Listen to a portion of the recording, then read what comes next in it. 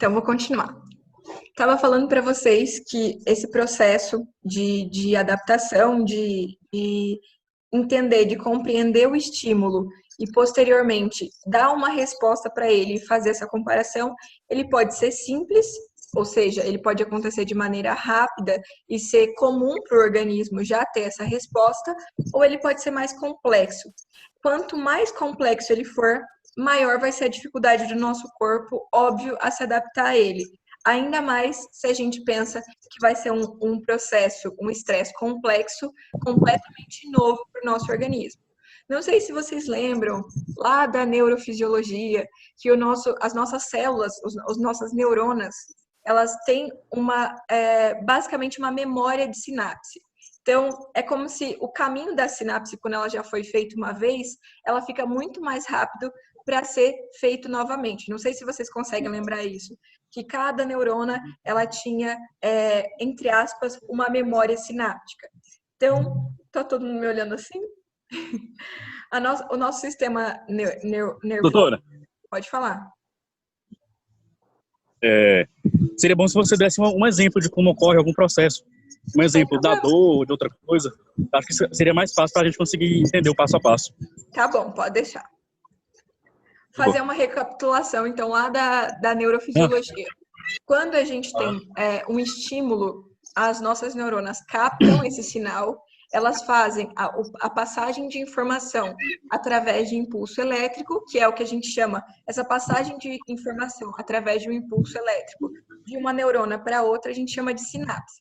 Então, essa sinapse, quando ela passa pela primeira vez dentro da neurona, a próxima vez que ela tiver a necessidade de passar pelo mesmo caminho, com o mesmo estímulo sináptico, ela já tem essa memória, ela sabe exatamente para qual área do cérebro derivar, ela já tem essa resposta bioquímica mais rápida. Ela sabe qual neurotransmissor usar. Não sei se vocês lembram dos sistemas lá de recepção da neurona, de como entrava o impulso nervoso na célula. A gente ainda vai falar disso, vocês ainda vão se incomodar muito comigo com isso.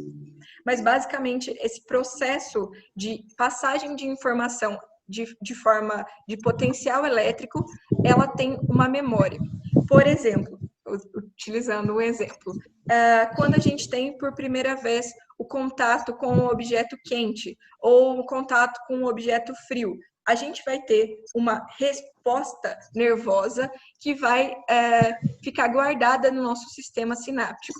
Basicamente, a gente sabe que essa resposta à temperatura, elas vão ser sentidas lá pelos receptores de temperatura do nosso tato, por exemplo, e que isso vai gerar para a gente aquele sistema de distanciamento. Quando a gente entra em contato com algo que o corpo entende como lesivo, a gente tem esse estímulo de distanciamento. Se a gente segura algo quente pela primeira vez, a gente consegue sentir aquela temperatura, a gente entende, o nosso organismo entende como um potencial agente de lesão, então o nosso corpo começa a se acostumar.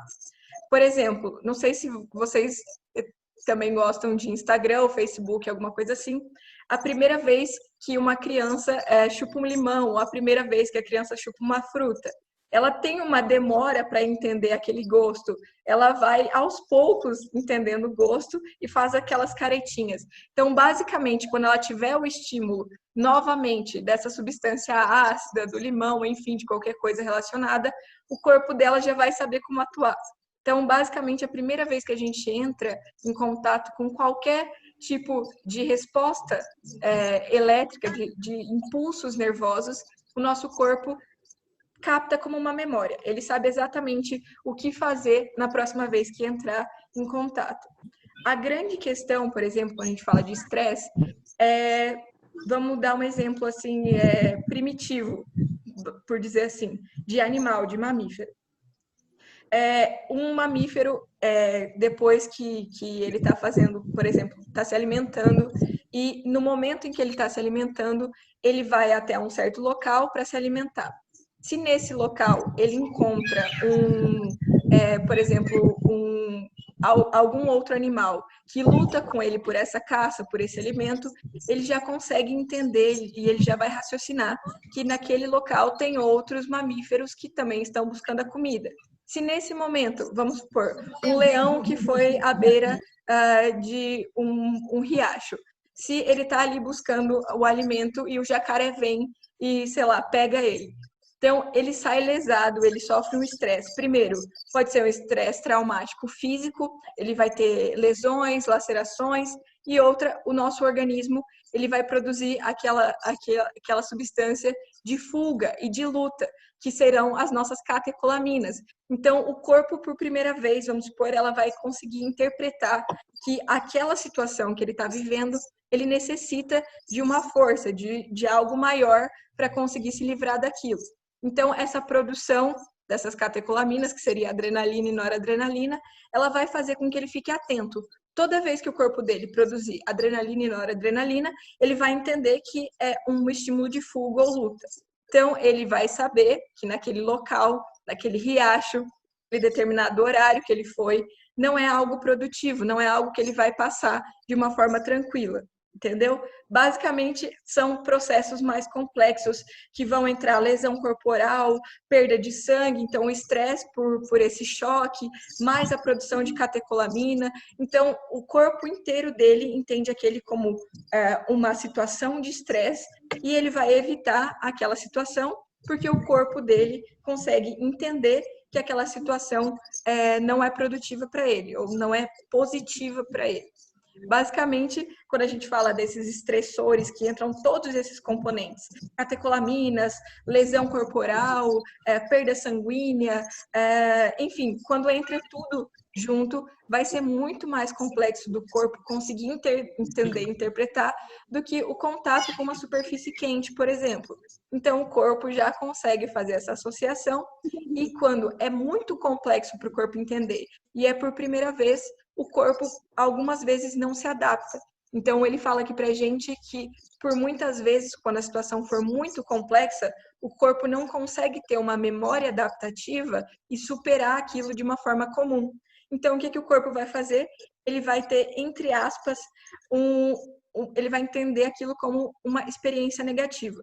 Basicamente é assim, quando a gente pensa já de uma maneira muito mais de transtorno, a gente vai entender por que existem o transtorno pós-traumático, a gente vai entender por que algumas pessoas têm, por exemplo, o transtorno de síndrome do pânico, por que a gente utiliza tanto hoje em dia aquele nome, aquela palavra chamada gatilho, que é quando a pessoa tem um gatilho e ela se entende em outra situação.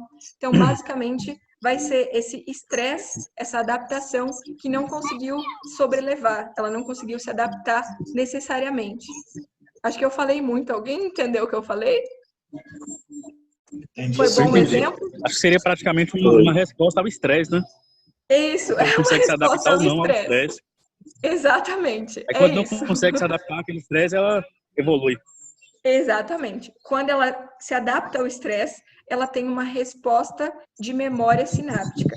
Quando ela não se adapta, o corpo dela entende aquela situação como uma situação negativa e sempre que se aproximar com algo que o corpo entenda que ela vai voltar a essa experiência negativa, o corpo tenta fugir. Então, ele dá um alerta para o sistema nervoso dela, para o sistema neuroendócrino e faz com que ela não se submeta a essa experiência negativa novamente.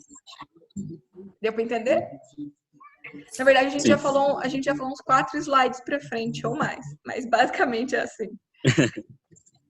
Eu vou seguir aqui só para não deixar pular nada. O impacto dessas experiências negativas, sejam elas psicológicas ou físicas, ele pode acontecer naquele momento da situação ou ele pode demorar 2, 3, 5 dias, 20 dias ou até muitos anos para se manifestar. Quando a gente vê isso, tem muita gente que acha que é bobeira, besteira isso, mas quando um feto, ainda no período pré-natal, ele passa por uma experiência negativa, a mãe, o sangue da mãe vai levar hormônios para dentro do organismo e basicamente ele vai sentir como se ele estivesse vivendo. Imaginem, por exemplo, uma mulher que foi assaltada por exemplo, na gestação, ou que sofreu um trauma na gestação, ou, sei lá, estava num incêndio na gestação. Então, ela vai produzir todas essas respostas de produção de catecolamina, de produção de cortisol, e ela vai entender aquilo como uma experiência negativa. Por muitas vezes, essa experiência, ela é sentida pelo feto. Dependendo da intensidade com que isso aconteceu, com que isso ocorreu, esse feto sente. Então, ele sente, basicamente, essa resposta hormonal. Muitas vezes, vamos supor, a criança vai crescer e com 10 anos de idade, ela vai ter um medo tremendo de fogo, ou ela vai ter muito medo de ter um traumatismo. Enfim, o corpo vai entender nessa resposta sináptica, ainda que primitiva, quando ele ainda era um feto, mas o corpo vai entender isso como uma experiência negativa. E isso explica pra gente o porquê que muitas crianças padecem, por exemplo, de depressão na infância, porque às vezes ela sentiu, ela teve esse estímulo, ela teve produções de vários hormônios negativos ainda na gestação, e na infância ela não consegue ter um equilíbrio, que ela faltou uma estimulação, ou porque ela teve uma resposta muito negativa ainda na gestação. Então, isso não sou eu que estou inventando, gente, é o porte que traz pra gente que essa resposta pode acontecer no momento. Seria praticamente... Corpo... Pode falar. Seria praticamente uma memória de sinapse, né? Uhum. Exatamente, por isso que eu estava enchendo o saco de vocês falando sobre a memória sináptica. Porque é o corpo que entende, é o cérebro primitivo ainda do feto que vai entender. E isso pode acontecer na infância, pode acontecer 20 anos depois, pode acontecer 50 anos depois, e o cérebro vai trazer à tona essa experiência negativa. Acredito que todo mundo já deve ter visto ou ouvido algum caso relacionado. Eu mesmo sou um exemplo de um caso relacionado, que eu sempre tive dificuldade de dormir no escuro. E depois de muito tempo, muitos anos, a gente foi descobrir que era uma resposta, porque durante a gestação da minha mãe, ela não dormia no escuro e ela, tipo, a noite toda, ela chorava, enfim, ela tinha várias coisas. Então, basicamente, depois de 16 anos que eu já tinha, a gente foi fazer um estudo de sono e descobriu que eu não tenho um sono REM do tamanho, de acordo com o que ele deve ser produzido, e que eu não produzo a melatonina durante a noite, durante o escuro.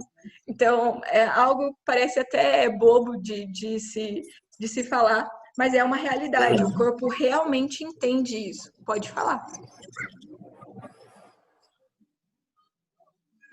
Pode falar, colega. Foi o Antônio? Eu só comentei que não é não, porque realmente isso acontece, doutora. Acontece mesmo. De verdade. Não é a gente que está inventando, é o porte que está falando pra gente.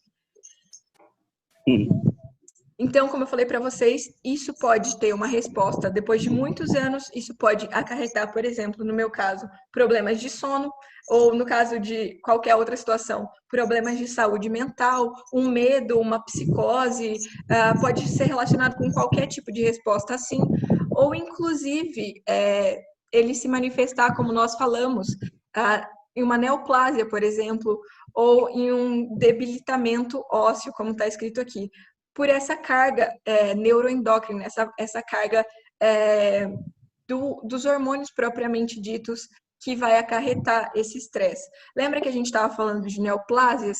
E um dos fatores que eram precursores de uma neoplásia, que faziam com que ela que ela realmente acontecesse, era o estresse. Então, esse estresse pode ser entendido naquele momento, e se ele perdura por muito tempo, como nós falamos, ele pode gerar para a gente uma neoplásia. Então, algo muito mais grave e abrangente do que só um problema de sono, no meu caso. Está escrito para a gente que, por isso, é importante essa identificação dessas experiências negativas. Quanto antes, melhor. E quanto antes a gente tratar, melhor. Como que a gente faz esse tratamento? Como que a gente descobre que esse feto sofreu algo relacionado?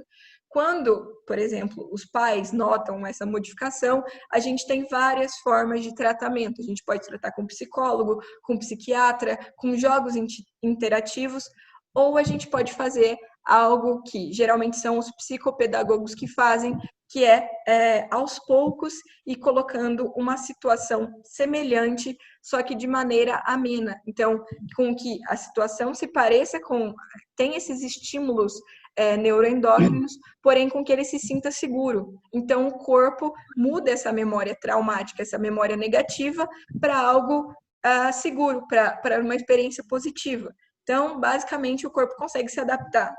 Faz sentido? Buscar remodular, né? Como?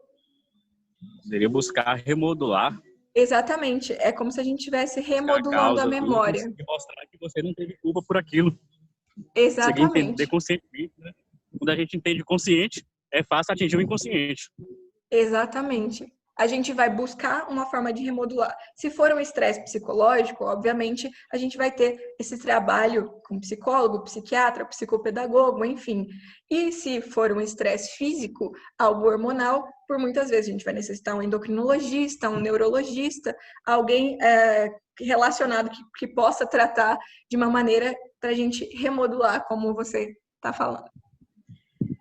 Outra forma de controle do nosso organismo é o sistema de retroalimentação, o famoso feedback negativo, o feedback positivo. Vocês lembram como era o feedback, os feedbacks das retroalimentações? Sim? Alguém está disposto a falar? Rogério que fez assim. Vai, Rogério. Qual foi a pergunta?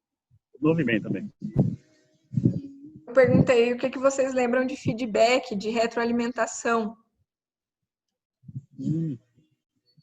Feedback é repensar algo que já aconteceu para ver se aquilo que acontece no momento tem alguma relação com aquilo, ou então como a gente conseguir evoluir com a experiência. Pode ser, tá falado da forma correta. Só que a nível endócrino, como pode ser isso? Doutora, assim... Agora eu vou passar pro Rogério, a parte mais difícil. Nada. Não, assim, quando... Isso é um pouco difícil, a retroalimentação, mas aí quando um hormônio começa a ser produzido, digamos assim, uma produção aumentada dele, aí o corpo começa a diminuir a produção dele com outro hormônio. Exato, é isso mesmo. Não é difícil, não. O nome é difícil. A gente escuta retroalimentação negativa ou positiva ou feedback e chega a dar um frio na espinha de responder. Mas basicamente vai ser como? A gente vai ter um estímulo, esse estímulo vai induzir a uma produção, seja de um hormônio ou uma produção de algum estímulo, e esse hormônio, esse estímulo, vai fazer com que se produza outro, ou vamos supor, um hormônio, e esse hormônio final produzido vai inibir essa recepção do estímulo. Aqui a gente tem um GIF que a gente consegue entender melhor. Aqui, no caso, seria quando a gente fala de retroalimentação negativa, isso aqui seria, por exemplo, uma retroalimentação negativa endócrina. A gente vai ter um estímulo, a glândula recebendo esse estímulo, o efeito, e basicamente esse efeito, vamos se dizer assim, vai inibir essa recepção de estímulo. Posso dar um exemplo para vocês de qualquer parte do eixo hipotálamo-hipófise e qualquer glândula endócrina. Um exemplo, vamos supor, a hormona tireoide. Então, a gente tem o frio como estímulo. Teve o frio como estímulo, ele vai fazer com que o hipotálamo produza o hormônio secretor de tireotropina, a hipófise vai produzir a tireotropina e vai, a nível da glândula hipófise, produzir a tirosina, o T3, o T4, enfim. A produção de tirosina vai, por si só, fazer essa retroalimentação negativa e vai impedir com que o frio continue estimulando o hipotálamo. Ou ela vai diretamente fazer o efeito sobre as células, como vocês acredito que lembram, a tirotropina, a tirosina, o T3 e T4, elas vão aumentar o metabolismo. Se aumenta o metabolismo, gera calor, então para todo esse efeito. Basicamente, a retroalimentação funciona assim. Um estímulo que estimula, que gera um efeito ou que gera um hormônio que vai impedir com que o estímulo continue.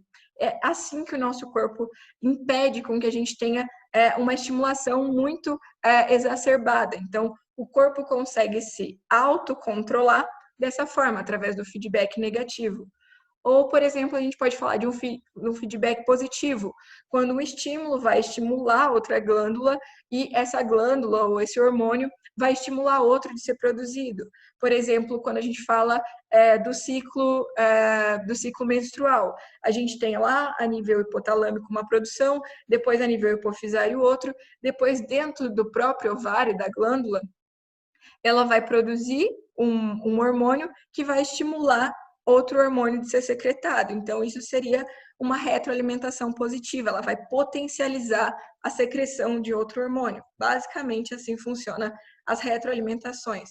Positiva, quando o hormônio estimula o outro hormônio que estimula a função e estimula novamente o estímulo, e a retroalimentação negativa, que vai ser quando o estímulo estimula o hormônio e o efeito final, ou o hormônio final, impede com que o estímulo continue.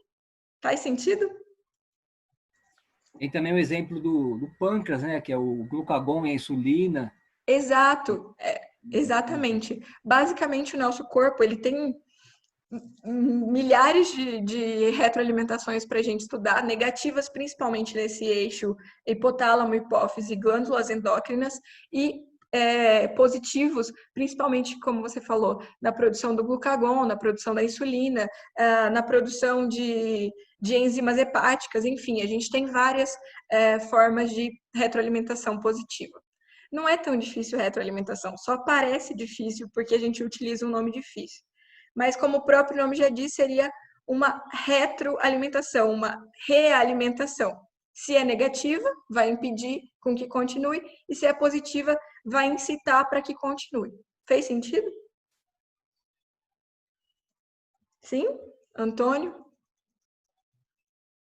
Então, tá bom.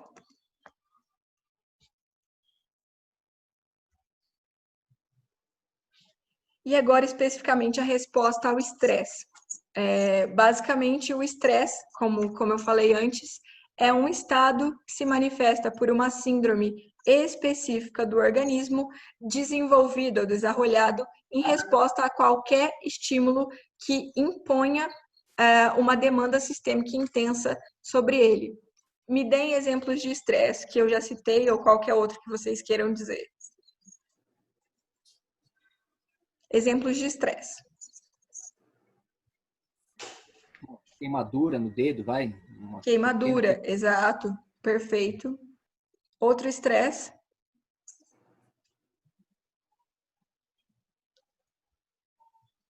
Vai o pessoal que ainda não falou nada. Felipe, tá aí? Um tipo de estresse que você conhece? Felipe? Eliane? Um ataque de Mariana? pânico, né? Seria um estresse também. Como? Um ataque de pânico seria um estresse, né? Exato, o estresse emocional, um ataque de pânico, tá ótimo. Pode falar, acho que a Mariana... Professora, a perda de alguém.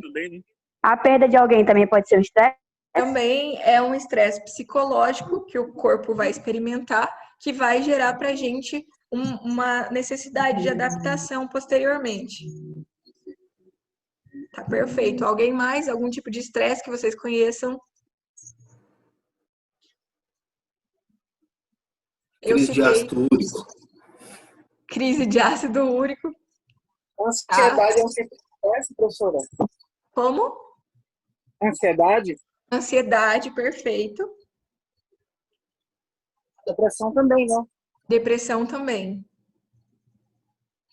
Basicamente, o transtorno de pânico, ansiedade, depressão, eles já são, além de ser um fator estressante, eles já são uma má resposta ao estresse. Aí, quando o corpo não consegue se adaptar, a gente já entra em uma síndrome, seja a síndrome de ansiedade generalizada, transtorno de pânico, a depressão, a gente já entra, além deles serem uma resposta incompleta, eles ainda são fatores estressantes. Algum fator de estresse somático que vocês conhecem? Físico? Abuso sexual. Abuso sexual. O abuso sexual vai ser um estresse físico e um estresse psicológico ainda. Algo mais? como eu falei para vocês, a lesão de qualquer tipo, traumatismo, acidente de carro, cirurgia. Uma cirurgia é um estresse. O nosso corpo vai ter que se adaptar àquela cirurgia, àquela lesão tissular. Qualquer tipo de lesão tissular. Infecção, inflamação, tudo isso é estresse no nosso organismo. Uma necrose, uma neoplásia, qualquer estresse vai ser basicamente qualquer resposta, como está escrito aqui, qualquer resposta a estímulo que o corpo vai ter que tentar se adaptar. E geralmente são respostas que o corpo não consegue com adaptação simples. Então, ele tem que produzir respostas sistêmicas para poder se adaptar. Por exemplo, no acidente de carro, pode ter vários estresses relacionados. Pode ter lesão tissular, pode ter lesão de órgão, pode ter perda de sangue. Qualquer perda de sangue, choque, também é um tipo de estresse. Qualquer produção, como o nosso colega falou, crise de ácido úrico. Então, ele está produzindo, está retendo uma quantidade de desechos que era para ir embora, mas está ali no corpo, está se acumulando. Qualquer toxina, drogas é um tipo de estresse que o corpo tem que se adaptar. Qualquer tipo de estresse, literalmente estresse, pode ser físico, emocional, pode ser algo que vocês nem sabiam que vocês sofreram, por exemplo, lá no útero da mãe de vocês. Tudo isso vai ser um estresse.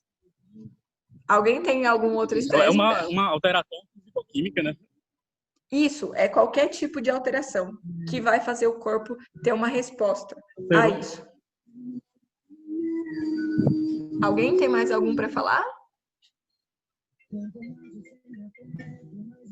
Não? Então tá bom. Já estão manjando o que é estresse, então. É tudo, basicamente, é tudo. Casamento, principalmente, né? Como? Casamento. Casamento é um estresse, aquela...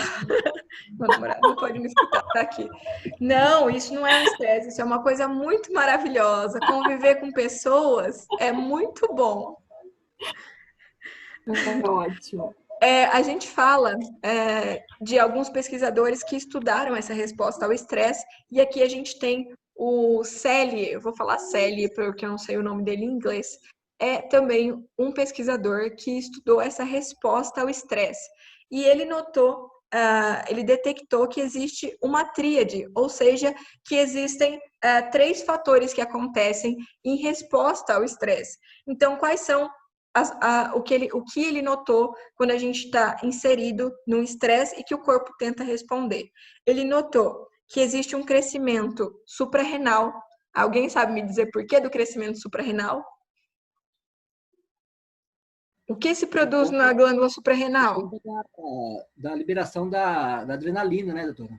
Liberação de adrenalina, muito bem. Quem mais é produzido na suprarrenal, gente? Cortisol também, né? Cortisol, muito bem. Especificamente o cortisol, que a gente sabe que ele tem o estímulo de produção de cortisol é o estresse. Então, basicamente por isso que tem esse crescimento da suprarrenal. Também qualquer outra forma de hormônio que vai ser ativado, principalmente as catecolaminas e os glucocorticoides, que seriam o cortisol. Muito bom. Outra coisa que nós temos, atrofia do timo. Por que, gente, que vai atrofiar o timo? Essa resposta ao estresse.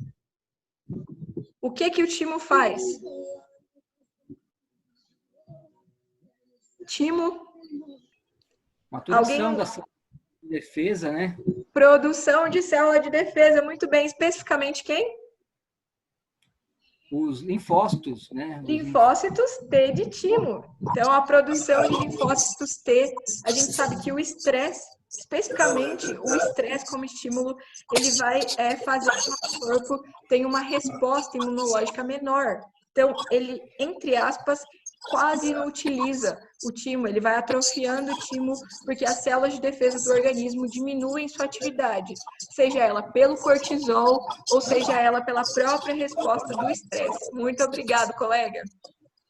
E aqui eu falo para vocês também que a terceira parte da tríade são as úlceras gástricas. Por que úlceras gástricas? Essa todo mundo sabe.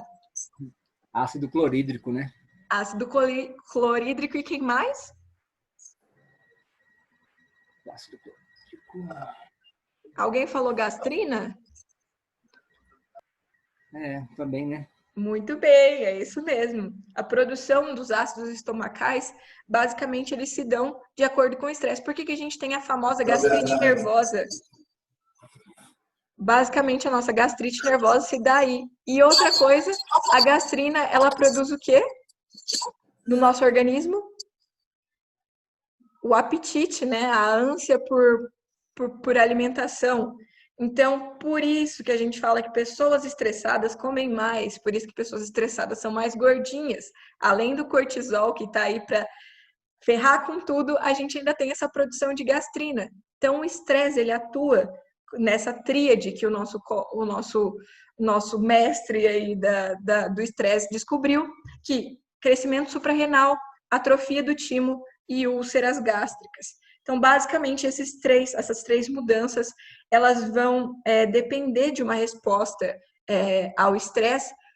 O nosso corpo vai tentar de uma forma homeostática, vamos dizer assim, suprir essa resposta ao estresse, porém, muitas vezes, acaba produzindo uma síndrome, seja uma síndrome, por exemplo, de gastrite, ou seja, a diminuição, a atrofia do timo, ou crescimento da corteza suprarrenal, enfim, qualquer uma dessas vai ser uma resposta não tão positiva para o nosso organismo a esse estresse. Tudo bem? Todo mundo concorda com esse cara que descobriu essas três? Faz sentido, né? Ainda bem que vocês concordam. Senão eu ia perguntar por que vocês discordam. Aí ia ficar bem maior.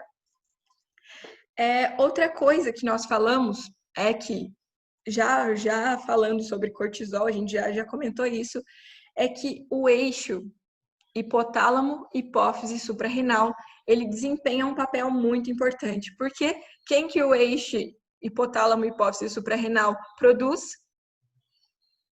Vai, se alguém conseguir. Eu acabei de falar, quem tem uma resposta ao estresse, que é produzido por estresse, lá na glândula suprarrenal?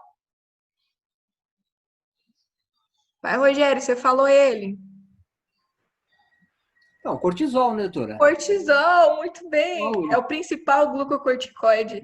Ele é regulado por esse eixo hipotálamo, hipófise, suprarrenal e é basicamente o hormônio do estresse. Todo mundo conhece o cortisol como hormônio do estresse. Então, lembre-se que ele é o grande produzido, é o grande, vamos dizer assim, responsável por essa produção, essa resposta ao estresse, podemos dizer assim. Já vou mostrar para vocês como ele funciona. E ele está falando aqui para a gente que ele estudou em alguns ratos e que nesses ratos a gente encontrou uma síndrome de adaptação. E essa síndrome de adaptação física ao estresse, ela tem o nome, ela recebeu o nome de Síndrome Geral de Adaptação, SGA. Faz sentido porque é uma síndrome que a gente encontrou sinais e sintomas, então a gente chama de síndrome, que são as respostas orgânicas a esse estresse, sejam elas psicológicas ou somáticas. Então, são as respostas psicossomáticas a esse estresse. E a isso nós chamamos de síndrome de adaptação ou síndrome geral de adaptação. Pode cair na prova, tá? O que é SGA? Em que se define a síndrome geral de adaptação? Basicamente, é a síndrome que tem efeitos psicossomáticos na má resposta ao estresse. Basicamente, vocês podem responder assim ou do jeito que vocês entenderam o que eu falei até agora, tá bom? Eu não gosto de conceitos pré-definidos. Gosto que vocês entendam e façam sua própria lógica da síndrome. Então, só o nome dela já vai falar para vocês onde e o porquê ela se produz. Essa SGA, ela tem 3 fases, ou seja, essa síndrome geral de adaptação, a gente vai passar por 3 fases. Ou seja, tirando o SGA, para quem não consegue entender quando coloca qualquer síndrome, o nosso corpo vai passar a uma resposta ao estresse por 3 fases. A primeira fase que o nosso corpo vai passar de resposta ao estresse é o sinal de alarme, a fase de alarme. Depois, o nosso corpo vai passar pela fase de resistência e, no final, ele vai passar por uma fase de agotamento, de esgotamento. Quem foi que me falou sobre a depressão como um estresse? Quem foi? Foi a Mariana? Enfim, Eu vamos acho que pegar... foi o Felipe. Ah, foi o Felipe? Então tá. Vamos pegar o exemplo do colega, então, que falou sobre depressão. Se a gente pega a depressão, a gente vê essas 3 fases. A gente vê o sinal de alarme que esse paciente está dando de que está entrando em um quadro depressivo, vamos supor, seja pelo isolamento, seja pela essa necessidade ou essa qualquer resposta que a gente possa ver num paciente depressivo, que ele vai dar de que não está tudo bem. Ele psicologicamente, comportamentalmente, ele não está bem. Então, ele dá primeiro um sinal de alarme para a gente. Se a gente é próximo à pessoa, a gente consegue notar esse sinal. Também, muitas vezes, infelizmente, a gente não consegue. A gente tem a segunda fase, que seria a resistência. A pessoa resiste àquele sentimento negativo, ela resiste nessa síndrome a todos os pensamentos negativos, ela tenta sair, ela tenta estar próxima a amigos, porém, ela está resistindo a essa síndrome. E no final, se ela não consegue resistir, ela chega à última fase, que seria o esgotamento. Óbvio, gente, eu estou só dando um exemplo para tentar deixar claro essas 3 fases, que seria quando a pessoa não consegue, através de respostas fisiológicas, ou essa resposta ao estresse, contornar essa situação negativa.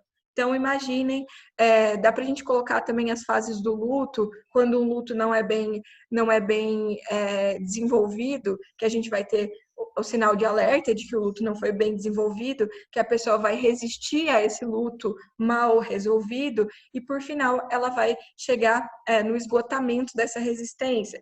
Essa síndrome também pode ser aplicada a mecanismos físicos. O corpo dá um sinal de alerta, por exemplo, sobe a pressão, depois a fase de resistência, o corpo tenta contornar esse aumento de pressão, ou no final ele chega à fase de esgotamento, seria a síndrome de hipertensão, a hipertensão arterial já instaurada no nosso paciente. Aqui pode se dever, a gente pode estar falando de qualquer adaptação ao estresse, tudo bem? Faz sentido? Sim? E tudo isso está envolvido o cortisol, né, principalmente. Tudo isso vai ter o envolvimento do cortisol, principalmente, tanto no sinal de alerta. No alerta, a gente sempre lembra das catecolaminas, sempre que faz o nosso corpo entrar em estado de alerta, fuga e luta, sempre as catecolaminas, adrenalina, noradrenalina, resistência, o nosso corpo tenta se adaptar àquilo, e no final, o agotamento, que seria a instauração mesmo da síndrome. Tudo bem? Tá quase desligando aqui. Eu preciso ligar para vocês de novo, tá bom? Fiquem espertos já para a gente não perder tanto tempo. Aguardem aí.